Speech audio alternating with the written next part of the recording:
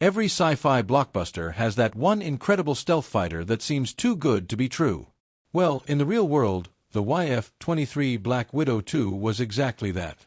Imagine a plane so advanced that it felt like it flew straight out of a futuristic movie set. But the YF-23 slipped into the shadows, leaving many wondering about its true potential. So, what makes it so special? Buckle up as we uncover the secrets and untold stories of the YF-23. To understand the story of the YF-23, we need to travel back to the 1980s. During this time, the Cold War was at its peak, and the United States was in a relentless race to maintain air superiority over its adversaries. The U.S. Air Force recognized the need for a new generation of fighter jets that could dominate the skies with unmatched stealth, speed, and agility. This led to the inception of the Advanced Tactical Fighter (ATF) program. The ATF program aimed to develop a new fighter aircraft that would replace the aging fleet of F-15 Eagles and F-16 Fighting Falcons.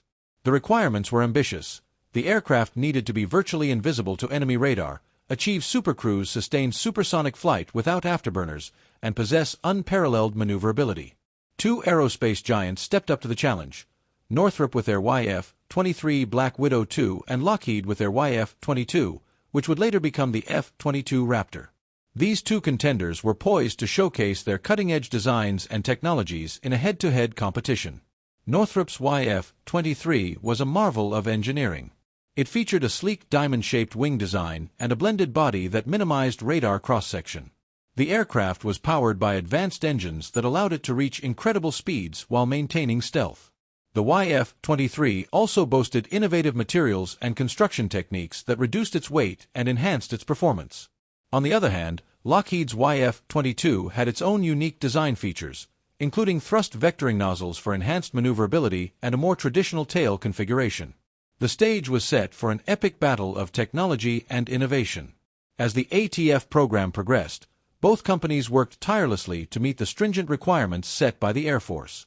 They conducted extensive research, wind tunnel tests, and simulations to refine their designs.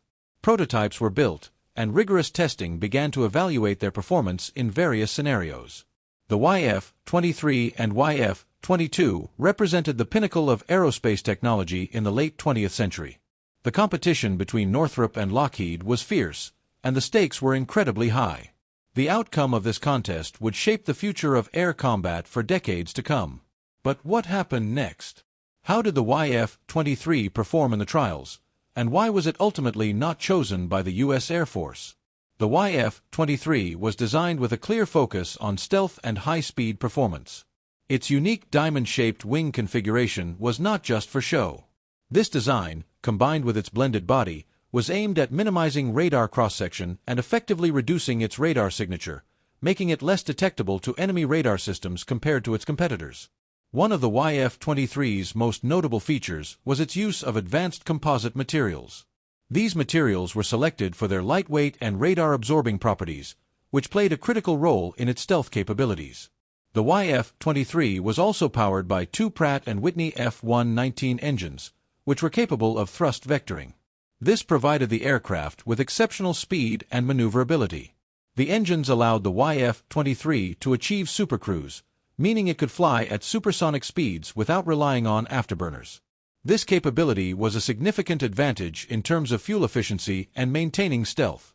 In terms of performance, the YF-23 was designed to reach speeds of around Mach 2.2. Its aerodynamic design, coupled with advanced avionics, provided pilots with superior situational awareness and stability at high speeds. The aircraft's design also included features such as a forward-swept wing and canards, which contributed to its agility. Despite its impressive capabilities, the YF-23 faced some challenges. One of the critical factors that influenced its lack of adoption was its relatively higher cost and complexity. The YF-22, with its more traditional design and proven technology, was seen as a more practical choice for the Air Force. The YF-22's thrust vectoring and advanced avionics provided it with greater agility, which was deemed crucial for the intended role of the aircraft. Moreover, the YF-23's advanced stealth features and design were praised, but the complexity of its systems and the high costs associated with its development were significant concerns. The decision-makers at the Air Force also took into account the overall risk and long-term operational costs, which played a role in their decision to favor the YF-22. As the competition progressed, both aircraft underwent extensive testing to assess their performance under various scenarios. The results showed that while the YF-23 excelled in stealth and speed, the YF-22's versatility and lower operational costs made it a more attractive option. So, what did these tests reveal about the YF-23? How did it perform under the pressure of real-world scenarios? This was where the aircraft's capabilities were rigorously assessed to determine how well they aligned with the demanding requirements of the Advanced Tactical Fighter program. Both the YF-23 and its competitor, the YF-22, were nearly evenly matched in terms of core specifications. Both prototypes had similar engine performance with around 35,000 pounds of thrust each and the ability to achieve Mach 2.2 top speeds. They also had comparable combat operating ranges, though there were notable differences. The YF-23 was a lighter aircraft with a maximum range of up to 4,800 kilometers, surpassing the F-22's range of 3,200 kilometers. Its airframe design featured a radar cross-section that was almost invisible, akin to the stealth capabilities of the B-2 bomber. This superior stealth was one of the YF-23's standout features, potentially offering unique advantages in stealth operations. In terms of speed, the YF-23 demonstrated impressive performance. It was capable of supercruise up to Mach 1.6, allowing for high-speed flight without the need for afterburners. This capability would have been beneficial for beyond visual range (BVR) engagements, enabling longer periods of supersonic flight while maintaining stealth. With afterburners engaged, the YF-23 could achieve a top speed of Mach 2.6, slightly faster than the F-22's Mach 2.2. Though the exact top speeds of both aircraft remained somewhat speculative, the YF-23 faced significant challenges during its testing phase. On October 30, 1990, test pilot Bill Lowe experienced a dangerous situation when the outer layer of the windscreen on the YF-23, known as Gray Ghost, shattered at Mach 1.5. Fortunately, the polycarbonate layer remained intact, allowing the aircraft to return safely. This issue was not isolated, as a similar problem occurred with the YF-23 prototype Spider. These windscreen failures were serious, as any breach in the specially designed windscreens could increase the radar cross-section, compromising the aircraft's stealth capabilities. The YF-23 also encountered mechanical issues during P-2's second flight. One of the GE engines failed to accelerate properly, necessitating a single-engine landing. In another incident during Flight 3, a plugged fuel line caused the fuel tanks to overpressurize, creating a potentially dangerous situation. Thankfully, this issue was detected in time, and the aircraft landed safely.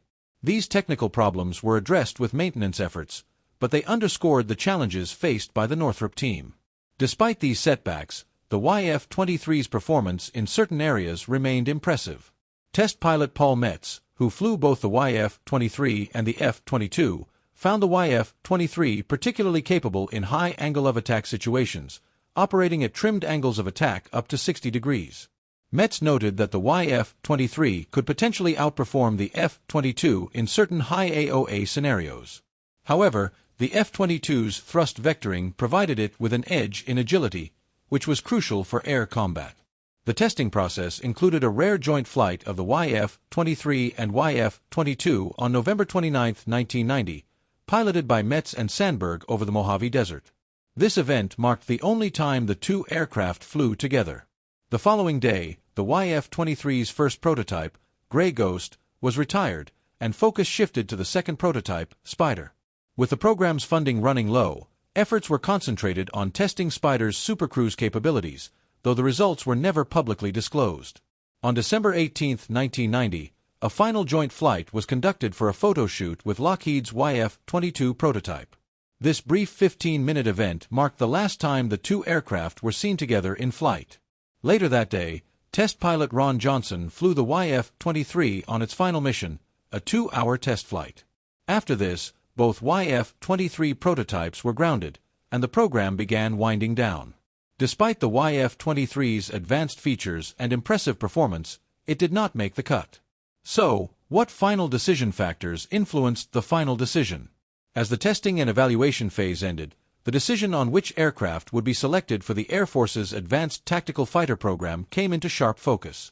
The final decision favored the F-22 Raptor, which was selected as the next-generation air superiority fighter for several key reasons. The YF-23's innovative design and advanced features were countered by several factors that influenced the final decision.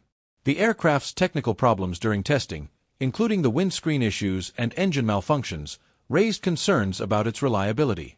These issues highlighted the risks associated with the YF-23's more radical design compared to the F-22, which employed proven technologies and a more conventional approach.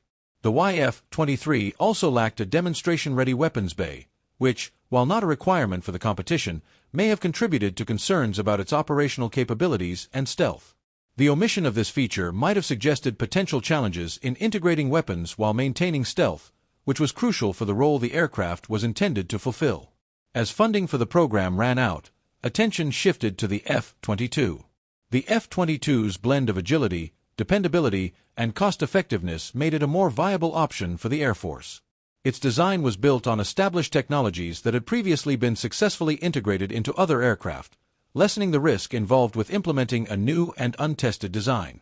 On April 23, 1991, the YF-23 program officially came to an end, and the Air Force contracted Lockheed to produce the F-22 Raptor. The F-22's success in the competition was attributed to its proven performance, lower risk, and cost-effectiveness. The YF-23 prototypes were retired and eventually placed in museums, becoming symbols of what might have been. Despite not being selected, the YF-23 remains a legendary aircraft among aviation enthusiasts.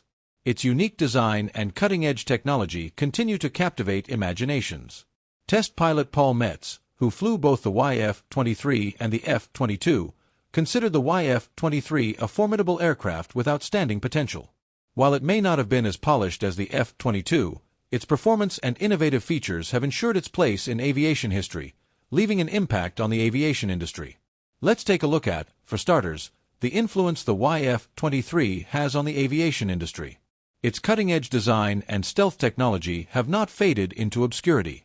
Its near-invisible radar cross-section and advanced aerodynamic features provided valuable lessons for future fighter aircraft. The stealth capabilities, including its radar-absorbing materials and distinctive forward-swept wing design, influenced subsequent aircraft development, contributing to the evolution of stealth technology. While it didn't enter service, the YF-23 has also become a legendary aircraft among enthusiasts and historians.